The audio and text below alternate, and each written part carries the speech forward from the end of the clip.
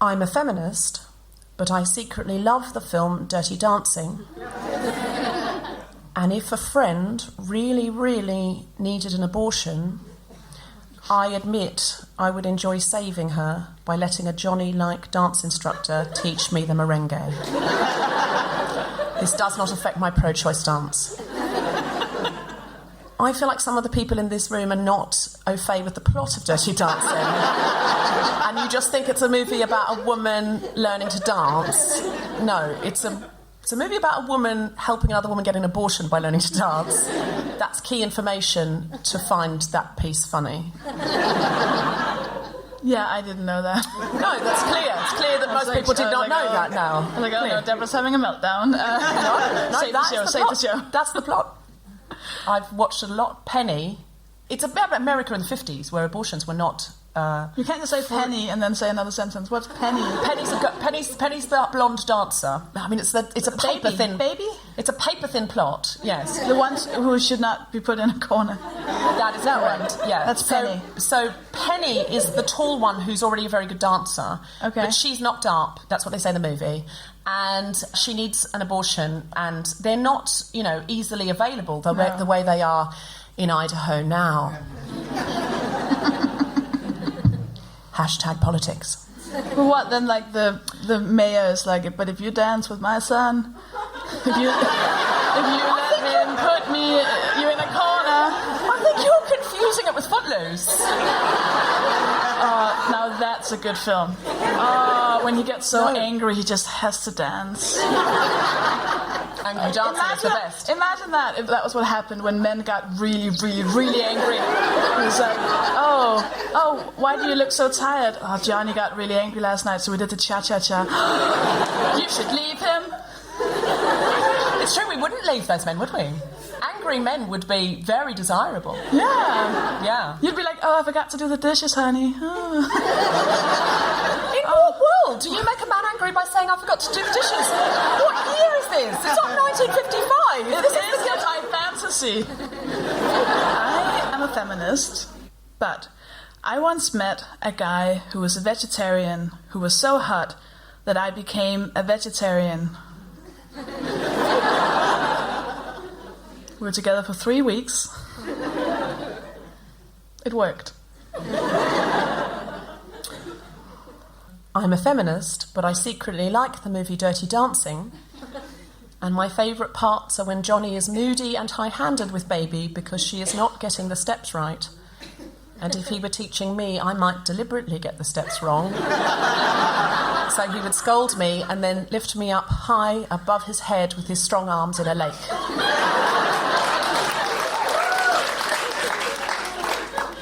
I think you really need to have seen the film. How can you not have seen the film? I'm making you come to my house and you're just going to watch it. That sounds more threatening than it should have been. Sofie, would you like to come to my house for a movie night? Not, I'm going to make you come to my house. I'm sorry, I cannot continue to do the show with you unless you've seen it. It's a deal breaker. Come on. I'm a feminist, but I once met a campaign worker for an animals' rights movement who was so hot that I became vegan. That lasted 30 days. I'm a feminist, but when my friend said that Dirty Dancing was unfeminist, and where is the sequel film about Frances Houseman, Baby's real name, joining the Peace Corps like she tells Johnny she's going to, I thought I would not watch that movie. But you wouldn't, would you? See? I'm a feminist, but I once met a butcher who was so hot that I stopped being vegan. We didn't even speak. I was just like, I'll have 2 of those, please. Did you just order one of his sausages? 2. I know, that didn't make sense. No, I know that didn't make sense. I know that Sounds a lot like he had 2 penises. You never know. I feel it's too many. I suppose it could come in handy. Yeah. We cannot continue doing this show until you acknowledge that 2 penises would be brilliant. Look, I would say sometimes it would be brilliant, and other times it would be surplus to requirements. It would be what? Surplus to requirements. You can't just say difficult words. It would be more than strictly necessary. Sometimes one penis is too much. Do you daddy talk this way? It's a surplus, a necessity of the...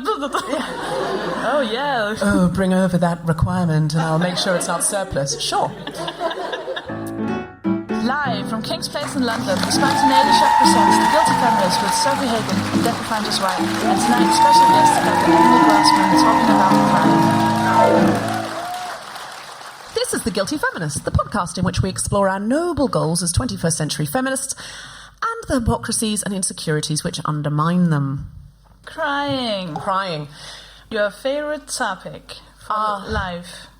Why is it my favourite topic for life, so? You cry all the time. So, that's not a bad thing. I just make a statement. I think saying that I cry all the time is an exaggeration of the situation. What, I cry more than... About me saying that? Is that what's happening? What was your challenge, Deborah? I cry more than you, which is never. Yeah. Sophie hasn't cried since she was 6, and she went through a lot of therapy, learnt to cry, cried once, and decided she wasn't into it. And has never cried again. Got it all out. Okay, so my challenge... So normally we go out of our way to go and do something. You know, we go to a place and we do a thing. And I thought crying's really difficult because you can't just go, I'll go and cry at somebody. I've known I've been doing this topic for about a month and a half, so I thought I am just going to be alert for crying opportunities and lean into them or out of them in different ways than normal. So what I thought my challenge would be is either crying in a place where I wouldn't normally cry or stopping myself crying in a place where I would normally cry. I am quite in touch with my tears. I can cry quite easily. Not as easily as Sophie. When do I cry in front of you, Sophie? You've cried at least 4 times within the last 2 months. Really? In front of me. Yeah. Have I? Yeah. I don't even remember. You cried twice during the last episode. Oh, okay. That was about Brexit. Everyone cried about Brexit. You cried after my show. Oh, I Which did. had a very happy ending, I thought. It had a poignant ending. I cried. I watched Sophie's new Edinburgh show, and it was very, very funny throughout. And at the end, there was a really it really got me right here. And so when she came off, I was crying, which I thought she would see as a compliment. But she just turned her back on me and walked away because I was showing basic human emotion, which made her deeply uncomfortable. Excessive human emotion. Yeah, it was surplus to requirements. And she got very Scandinavian. So I thought, well, it'll be, a situation like that. But actually, what happened was I went to meet somebody. This person said to me, look, I feel really bad about this, that, we haven't connected on this. And I said, oh, well, I could have connected with you, and I didn't. And she said, yes, but really it was down to me. And I said, well, yes, I suppose so. And then she got upset and started to cry. Normally, if someone cried and said, oh, I feel terrible, my reaction would be to cry too. And I just decided in that moment to manage my feelings and manage hers. So I just became like the grown-up and said, oh, gosh, please don't worry about it. And I gave her a hug. And I was not emotional at all. I just absolutely let her have that and didn't make it sort of a joint crying Sex and the City moment. And I thought, oh, this is what it must be like for Sophie dealing with me. I just took charge, took control, I didn't lean into the crying. So now you know how to do that for the future situations where I'm present. Right, yes. So I can never cry in front of you again now. I've learned how to do it.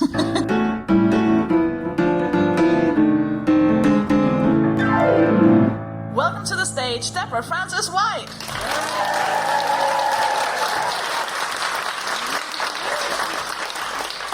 I think crying is like the emotional equivalent of an erection. I mean, it doesn't happen when you want it to, and it does happen when you don't. That's basically it, isn't it? Sometimes at the end of a long week, you're very tired, you're hormonal, all you want to do is come home and have a good cry, because you know you're going to feel better. And you get in the bath with a full bottle of Merlot and nothing. It won't come, much like an erection, sir. You're hoping it'll turn up and then, whoa, the pressure to perform. Crying's like that, isn't it? On the other hand, you don't want it to happen because you're in a meeting and you're sitting there and then Alan says the wrong thing, implies that your project that you've been working on for 6 months that you've been heading up is basically a waste of time and no one's going to go any further with it and you've basically just wasted your life. Well, he hasn't said that, but he's heavily implied it. I mean, everyone knows that is what he said. That is absolutely what he said. Everyone except Alan knows that's what he said, because Alan has no feelings and hates you. And at this point, all you want is that professional face where you just sit there and say, well, Alan, I guess we have to agree to disagree. But instead what you say is, Alan, I suppose we have to agree to... Sorry, I've just got to go. It's the erection of emotions. Sometimes you have the emotional equivalent of a semi on a bus. It's just the vibrations. Do you know what I mean? Like you see an advert with a sad dog. Not that you would get an erection then, but that you would suddenly start welling up. And I'm not in any way implying that men have erections and women have crying.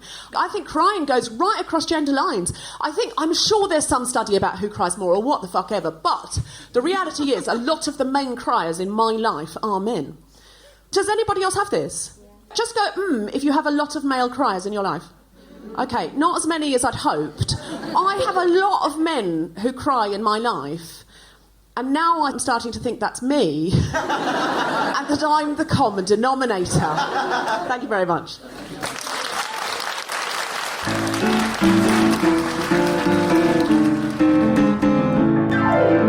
What about you?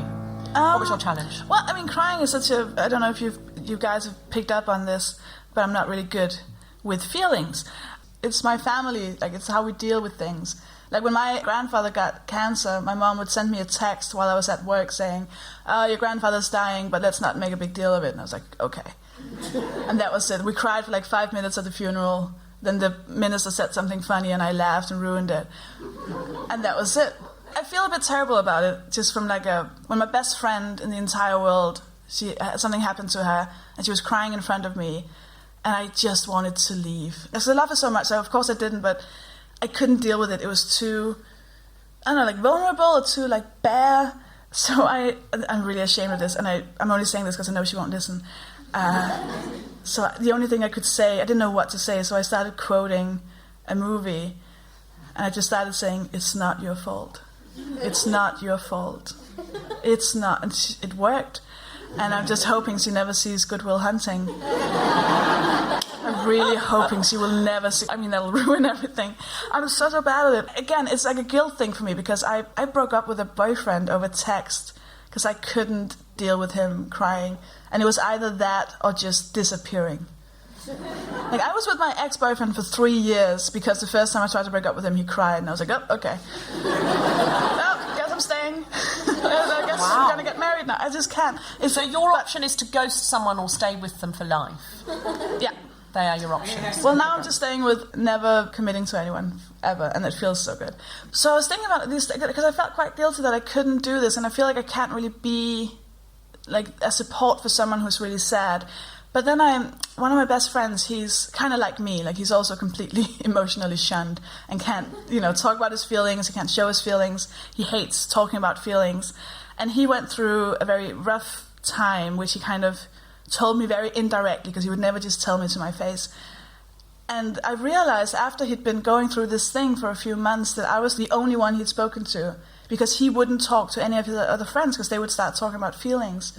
So he would go to me and just be like, oh, broke my phone again because, I got, felt something and I broke it, and I just called him an idiot and we'd laugh a bit. And that would be the only way he could deal with the thing. So I kind of felt like maybe that's okay if that's a way I can be for someone who is like me. Like if I had a really rough time, I'd probably go to him before I'd go to someone who would cry. Right, who would have feelings about it. But if something terrible and tragic happened in your life, would you just not deal with it, or you would seek out people who were going to talk about sport? Why make it worse? I had a breakup about a year ago, and it caught me by surprise because it's about control, really. It's about, like, I can cry when I'm alone. Oh, I can cry when I'm alone. Oh God. Every single, like, final episode of any season of anything. Remember when Michael J. Fox left Spin City? Oh, I can't even. Remember? Oh, Michael is the worst. But then there was a breakup, and I hadn't seen it coming. Because usually, if I can see something coming, I can either avoid it or be the first one to do something. But I really hadn't seen this coming, and I just broke down and cried in front of him, and it felt so good that I just kept crying for way too long. At one point, he was like, "Oh, I mean, a good 25 hours." And 25 hours? Yeah, and he asked if he could sleep. Because I just kept crying. It felt really good. But here's the thing, because he was... So you've saved up all your crying over 25 years into a 25-hour period? Yeah. And then what, you'll cry again when you're 50? Yeah. Just every 25 years you cry for 25 hours. That's what we're seeing at the moment. That would be so good.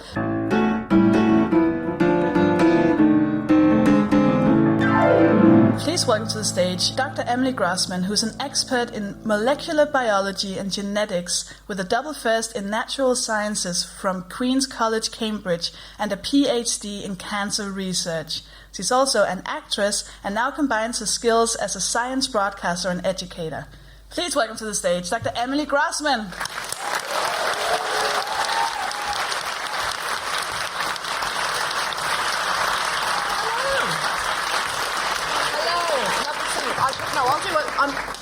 I've got a bit of a cold, so I'm doing a Hollywood kiss. So you're somewhat of an expert on crying. Why is it that women cry more than men, or at least are perceived to cry more than men? I think it's socially acceptable for women to cry more than men, so they allow themselves to cry more than men. I think the desire is innate in all of us as human beings to express our emotions and to show our emotions. I mean, up to the age of puberty, children of both sexes cry the same amount. Right. And whether it's innate differences or social conditioning, it's kind of difficult to tell. But look around us, look around at the taboo that is around an expression of emotion, particularly in men. I wrote an article recently for Standard Issue. It was in response to a bunch of stuff that had happened. There was a rape in a campus college, there was the football hooliganism, and then there was a big, horrible mass shooting. And there was all this sort of, on Twitter, hashtag not all men, don't blame all men. And I wrote an article which said, yes, hashtag not all men, obviously not all men, but hashtag it is always a man. 98% of mass shootings are done by men. I'm amazed. Who are those two others? I've never heard of a mass shooting by a woman. And men are far more likely as well to suffer from anxiety, depression, suicides. Suicides. It's the biggest killer of men under the age of 40. Men are 3 to 4 times more likely to commit suicide, to suffer from anxiety and depression. Die from heart attacks, which is stress. Stress-related diseases, So do you think we need to be not encouraging women to cry less, but men to cry more? Oh, absolutely. We need to be encouraging men to cry more, women who feel that they shouldn't be crying as much as they might like to or might feel is natural to cry as much as they want to. I believe, and a lot of experts believe, that this socialisation around a taboo and a stigmatisation around expressing emotion is hugely damaging, particularly to men and to society, because there's two extremes that one can go. If we don't express our emotions and we don't let them come through us and we don't allow them to flow naturally, firstly, we can't process how we're feeling, we can't let it out and we can't move on. Secondly, one option is that we keep it in, so we stuff it down, we bundle it inside, and we push it down. That leads to anxiety, stress, depression, and is a kind of trapped feeling. We can't be creative when we're like that. We can't empathise with others. We can't think freely. And it can lead to huge, as you said, stress-related illnesses. The other extreme, which is exactly how you started, is that it then comes out as a sort of unhealthy bouts of anger or aggression, which is basically the repressed emotion just spurting out, neither of which is manageable or good for the person who's doing it or for the people around them. She did a TED Talk about this, and that's how I know you. You did a TED Talk about crying in science stuff world. That was the precise title Isn't of it. it? Thank you. How were the reactions to that? Did you get any reactions from men in particular about this topic? Yeah, absolutely. I mean, I basically spoke about the fact that I cry, women cry, so what? We should be encouraging more men to cry. And actually, in science, not only is it not a bad thing, but it's actually quite a good thing and it should be encouraged. And it can lead to qualities such as what I call the 3 C's, compassion, collaboration and creativity, all of which are as crucial in science as they are in all other aspects of life. And you say, what was the response? Well, basically, the response initially was what caused me to write the talk, which was that when I spoke about those issues on a national news programme, I got a huge backlash on Twitter and on YouTube under the clip of the debate on Sky News that I was on. This was at the time of Tim Hunt. Do you guys all remember Tim Hunt, the scientist, saying... Okay. So to put it in context, he made his comment at a conference full of female scientists. It's now been debated whether or not he was joking or not, but in my opinion, it doesn't really matter, because what he said was, I felt, not bad or wrong or awful, didn't make him a bad person, but it was irresponsible for someone in his position, which was that he said, my trouble with girls in the lab is when you criticise them, they cry. And he also mentioned falling in love with them, they fall in love with you. Now, whether it was meant as a joke, to my mind, doesn't matter. But as a Many fewer women have fallen in love with him since he said that.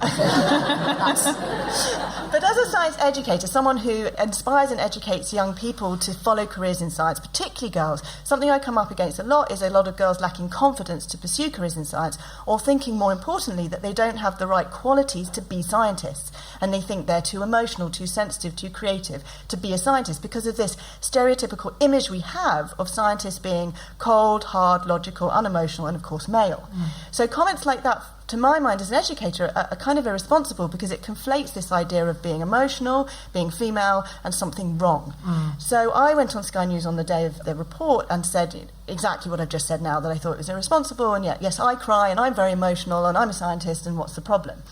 And totally to my shock, I mean, perhaps I was incredibly naive, but I received thousands and thousands of angry and humiliating and mocking comments on Twitter, and like I said, under the comments feed under the clip on YouTube. And a lot of them were attacking me personally, because I also said that we should be supporting and encouraging women to be scientists. I mean, totally controversial, I know. But a lot of them were attacking me, but the ones that actually upset me more were the ones that felt they were attacking me as a representative of all women, saying that women were not clever enough to be scientists, were too emotional and too illogical, irrational, comments like there's no crying in science, these so-called touchy-feely qualities of women are of no importance to science, and women are too sensitive for science. These kinds of comments. And that's what inspired me to write my TEDx talk, which was called Why Science Needs People Who Cry. Because actually what it was showing to me was that there's this idea that an expression of emotion is something bad and wrong and can get in the way of doing good work. And actually, since going public and starting to talk about this a lot, I've actually been talked about in the national press as people like me should man up. They were saying, you know, people like me shouldn't be at home crying on their own, they should be out and fighting the trolls and fighting back, and I've let them win by admitting that I cried over it. And I'm like, no, by admitting I cried over it, I'm saying that I allowed it to affect me, I allowed it to pass through me, I felt what it felt to feel the pain of all these centuries of women who have been repressed in this way and who've been told that it's not okay to cry.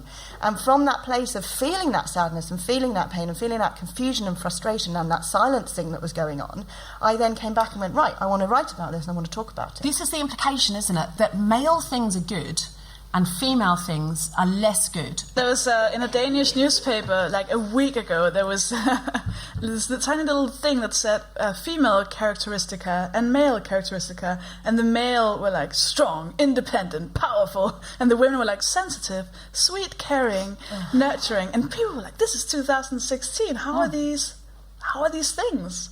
Well, it's two things going on there. One is the stereotype that all women and all men, and the other is that somehow compassion is less good than sort of relentless, powerful, Machiavellian cuntery. But that's why there were like Instagram accounts and Tumblr accounts for like men with kids. Like, oh my god. Oh my god, have you seen? He holds a baby and it's the right way around. If a man changes the nappy, people do. They stand around going, isn't he a good dad? Isn't he a good dad? He's overcome his strong independence and his leadership skills. He's overcome his desire to throw his baby in the fire and go out to hunt a dragon with his bare hands. And look at him, look at him, look at him. But the thing is, these male-female characteristics, right? We all have these qualities innate in us. And like, if we called them like masculine and feminine, as opposed to saying feminine qualities are in women, masculine qualities are in men, we all have a balance of masculine and feminine within all of us. Some of us are slightly more balanced towards feminine qualities, some of us towards masculine, not necessarily correlating with gender.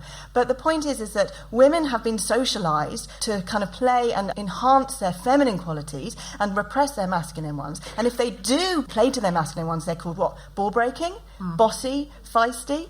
controlling, when actually, you wouldn't call a man any of those qualities. And then men, on the other hand... I've never heard a male CEO called feisty. No. Or was it Steve? Yes. Wasn't Steve Jobs feisty? He was a bit bossy, wasn't he? Ooh, he knows what he wants. Exactly. He gets what he wants, doesn't he? Doesn't Steve Jobs get what he wants? Yes, he does. By being, again, a massive cunt.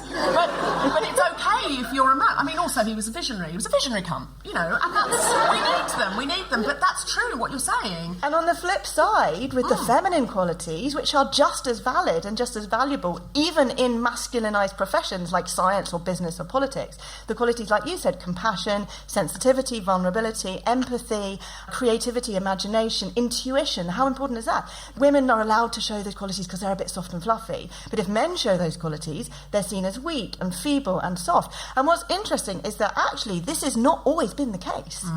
This is only in the last couple of centuries that this association with these feminine qualities as bad and wrong and not letting you do the job has actually come about. When did that kick in? Like, historically, when did crying become girly?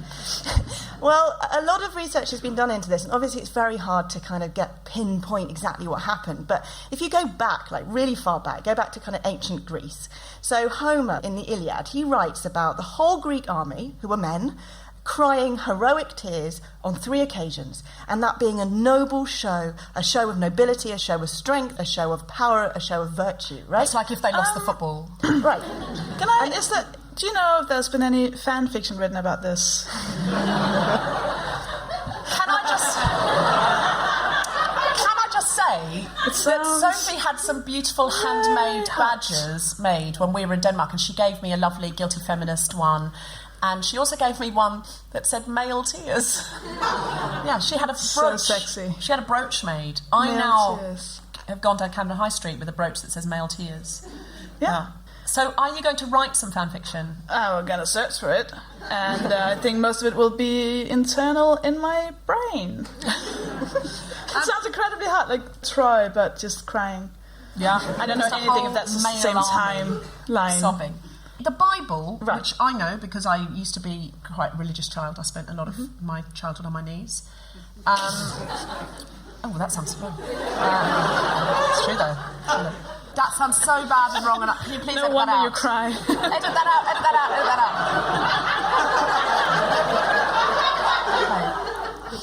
out. The truth is I spent a lot of my late teens and early 20s on my knees because my parents decided we should all become Jehovah's Witnesses. So I read the Bible a lot, in lieu of anything else being allowed. And they were always crying in the Bible. Yeah. David cries a lot.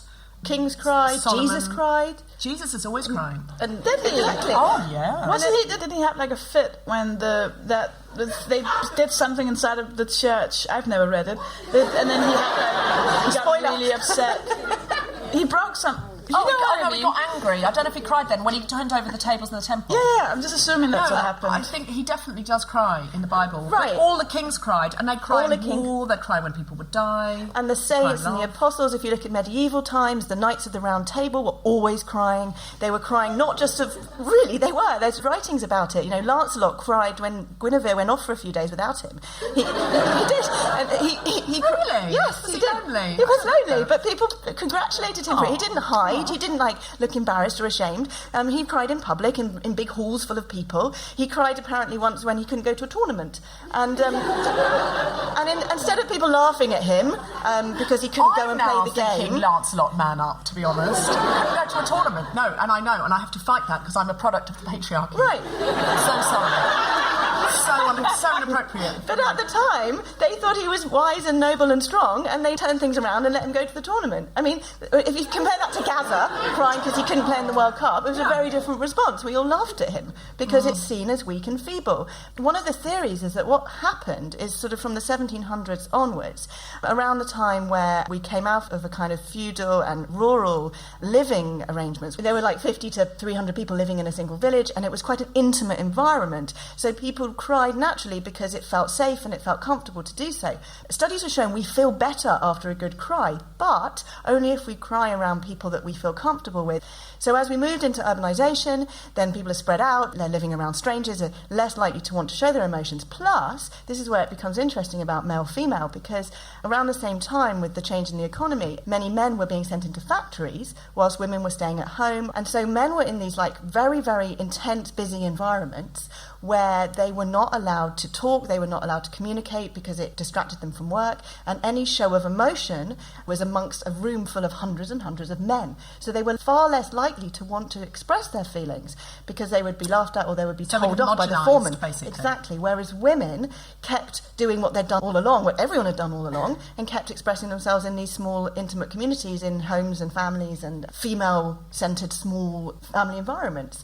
And so over time, it became real men don't cry, put on a brave face, stiff upper lip, get the job done, don't stop, don't talk to people, don't express your feelings, and certainly don't cry. And then by the 1800s, it was sort of the Romantic period, and crying became associated with sort of poets and sensitive people and those who are kind of a bit weak and wishy-washy, and the real men go out to work and work hard and don't feel anything. And then, you know, by the time you get to the sort of the 1900s, then you've got action heroes Did it become all a tough. class thing, do you think, that you could afford to cry if you were a romantic poet, but if you were in a factory, Yeah, maybe. not so much? Maybe, because if you had to get the job done, then the perception was if you didn't cry and you didn't talk and you didn't even acknowledge what it was to be a human being, but just a robot, then you got the job done. But of course, these days, getting the job done doesn't require you to be a robot. It requires you to actually be a human being and actually bring your full self in the full entirety of who you are and everything that you can offer. So industrialisation was possibly the thing that made people be more robotic, especially men in large homogenised groups. If crying is broadly a feminine quality, if we're all kind of 70-30, you put all the men together,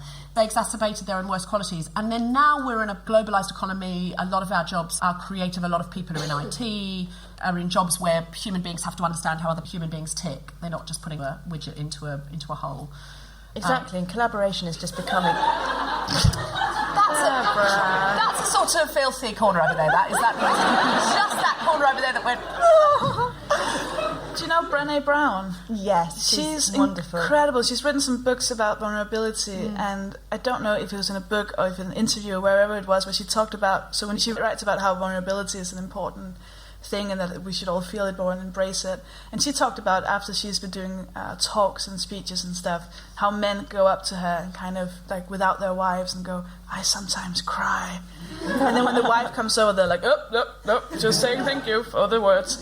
That's why I was wondering if you got, because I can imagine, I don't know, but if men saw your TED talk or saw you talk about these things, allowing them to cry. Absolutely. I've had a lot of positive feedback from a lot of men who've watched that talk and gone, gosh, you know, thank you for expressing, thank you for giving us permission.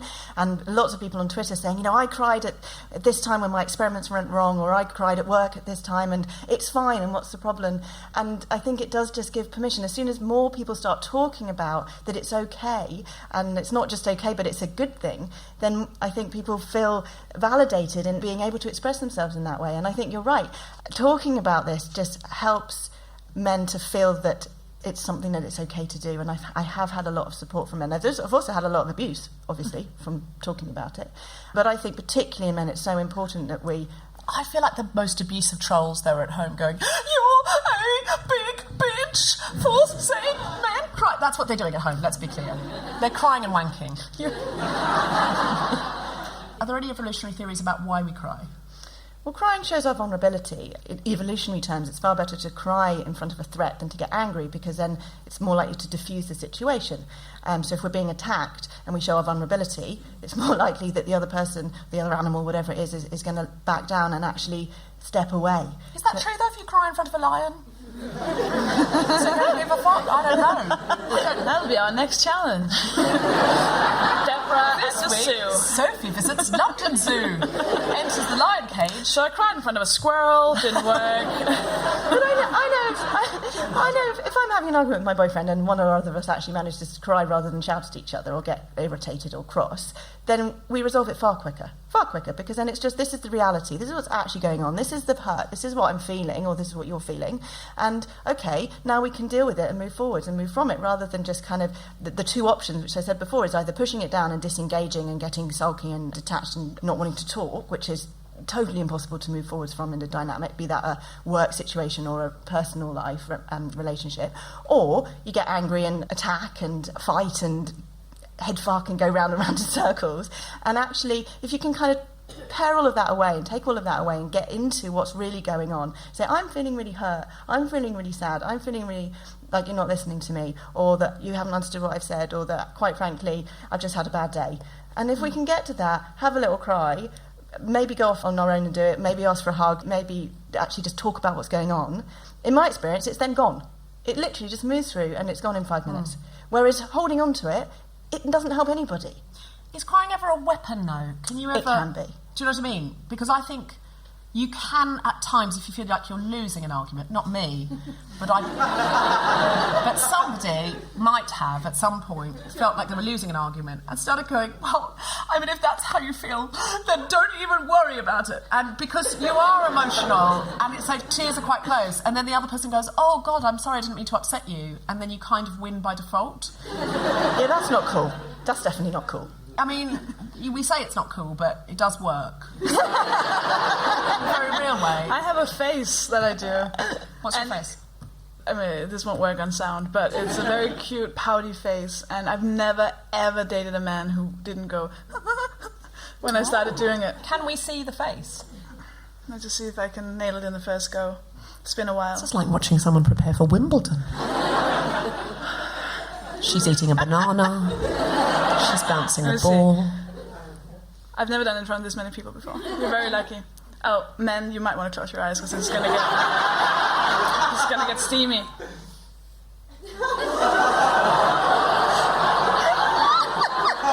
Gets the job done. Okay.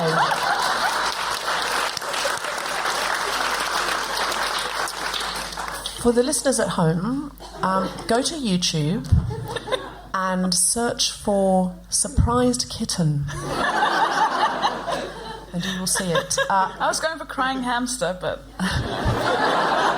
We do a quick Okay, so everyone close their eyes, as we do at the Guilty Feminist.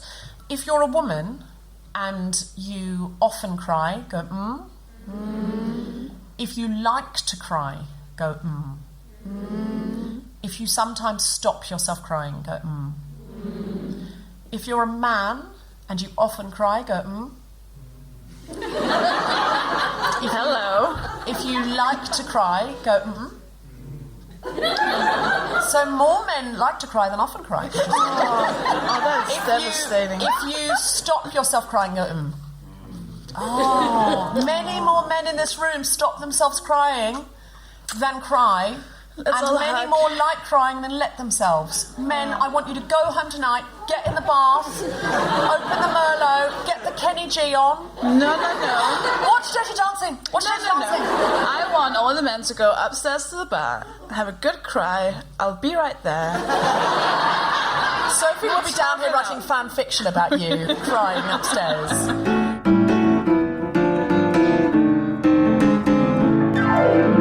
Questions from the audience about crying? Hi there. I work in the city and I have a job where I work in an office and I go to a lot of meetings. I have been known to get a bit tearful in meetings if I feel really strongly about something, and I think that's fine because it shows that I feel strongly about something and I think that's important. But everyone else in the room obviously thinks I'm crazy. So I was wondering, do any of you have a killer line where you just explain what's going on so everybody gets over it and moves on? I would say I'm just being a human being. I'm just feeling something. Give me a moment, and then I'll tell you what it's all about. I usually go for the bit more aggressive one. Or I go, what, are you dead inside? But aggression doesn't work. Yeah, I think in situations like that, I've said, I think it's important that, I let you know how I feel, and it's a real compliment to you that I can cry in front of you, because I feel like our relationship is strong enough that I can really show you how strongly I'm feeling. And they've bought that every time. Really, most of us, a lot of people, feel uncomfortable about our own emotions. So when we see somebody else crying, our natural response is to go, oh my God, please stop, shut up, everything's fine, there's nothing to cry about, which is just, for me, something awful for someone to say to me when I'm crying. I was like, well, you're telling me that not only do I feel worried that I shouldn't be crying, but now you're telling me that the reason I'm crying isn't a good enough reason anyway. Or even worse is to kind of throw your arms around somebody and try and give them a hug when they're just like, get off. So I think if someone is uncomfortable, then be compassionate for them, that they're feeling a little bit uncomfortable, and, if necessary, just remind yourself that it is saying more about them. And being able to express it in this way will actually give me more access in just a few minutes' time to what's actually going on, and to be able to think much more clearly, so that I can then solve the problem and do what you're asking me to do. So all these years I've been doing the thing that the expert would recommend, just intuitively. That's impressive, isn't it? More questions? So I was wondering if you could comment on maybe cultural differences in crying, because anecdotally, I suppose passionate countries, maybe the men are seen to cry more, but I don't know why would that be, and is it true? So why do men cry more in Italy? So this is really interesting, because it's very hard to quantify this, but some studies have shown that in countries where people in general are more emotionally expressive, that those same countries report greater satisfaction and basically more happiness. So one could say that, yes, in different cultures, in different countries where it's more socially acceptable to cry, then perhaps those people are happier. I mean, I know that for a lot of men it's very difficult to cry. You talked about Denmark. My boyfriend's half Danish. Congratulations. And you're welcome. And I love it when he cries. I would say Denmark's a happy place. Really? Denmark's a happy place. It's quite cold climate. No, that's further north. I saw a Danish movie, I forget its name. I think it's called After the Wedding. It's Susanne Bier. And there's a scene where a couple are arguing and they're both crying, like bawling their eyes out. It feels so realistic. It's like, oh yeah, that is most arguments. And when I saw that, I thought, oh, okay, I shouldn't be too harsh on Denmark, because there are some things in Danish, like cinema and in culture, where I feel like it's a bit more okay. Well, in Denmark, it's a bit, in all other countries than in Britain, it's a bit more allowed to show emotions. Exactly. It's Britain that's the real problem, because if we look, it really is. You can say that, I can't. No, it really Not is. my I mean, words. if you look at, so for example, when Princess Diana died, when was it, 20 years ago? One of the reporters on TV looked at the two young princes and said, gosh, isn't it amazing how brave they are, and praised them for being so brave that they didn't cry. And wasn't that a wonderful thing? Because in our society, it's seen as the thing to do, the noble thing to do, the powerful thing to do is not to cry. And if you look at the horrific attacks in Paris last year, there was a male reporter on the BBC who broke down quite understandably in tears, and then felt the need to apologise because he was so embarrassed that he'd done something bad and wrong. That probably wouldn't have happened in any other countries. It's just a valve, isn't it? It's just a valve. Right. I remember, obviously, 9/11, just awful scenes on the street with people absolutely hysterical, completely understandably. And then we had 7/7 here. And I remember an American news crew on the street trying to get some response from British people. And the British people kept doing this. Well, yes, I mean, it's rather awkward now because, there are no more 24 buses. So now I'm going to have to catch a 78. And that's really put me out. I mean, I'm probably going to end up walking, if I'm honest. And they all talked about the alternative transport routes. And this American, whatever channel hopping I was doing, I had some cable on or something. This American was kept going, but how do you feel? And they were like, well, pretty inconvenienced. And clearly we were all devastated by 7/7, and clearly we were all, worked up by it. But our valve was to talk about transport and weather. It isn't to go, it's just, and I'm sure some people cried on that day, and I'm not saying nobody did, but that particular news footage was very, very British, in people just going, I've closed the valve, stop asking me to show emotion. And that's why I moved here. Please give a round of applause for the amazing Dr. Emily Grossman.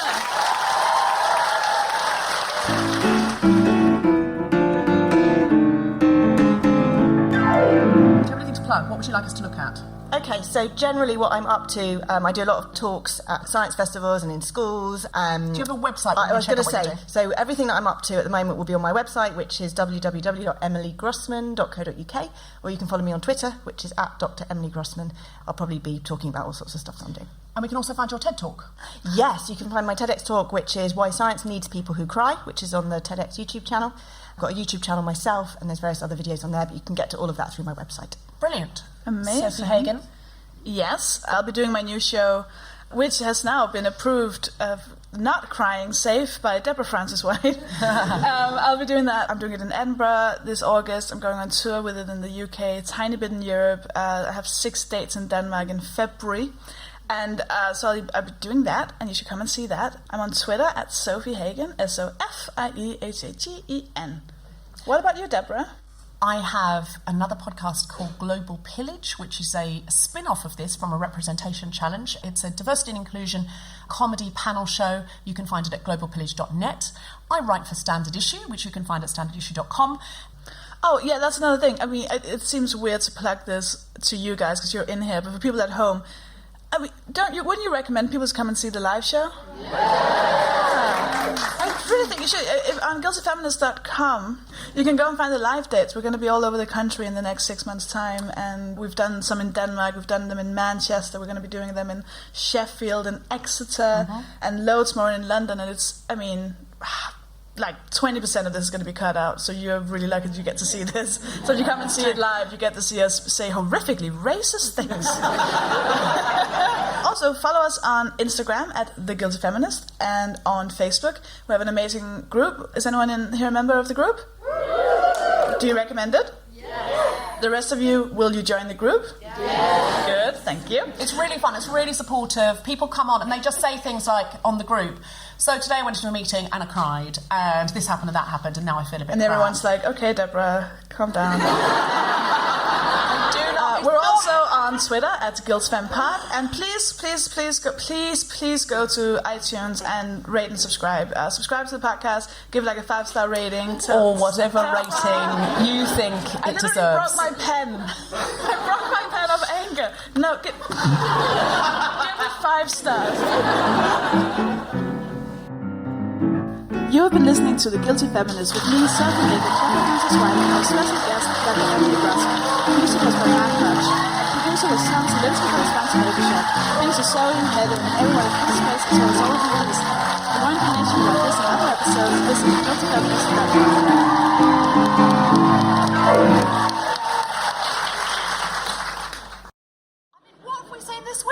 A load of men went round in a bus, topical hashtag future, but a load of men went round in a bus saying, oh, we know how to run the country without the European Union, and then half the population went, all right then, do that, and then the men went, I resign.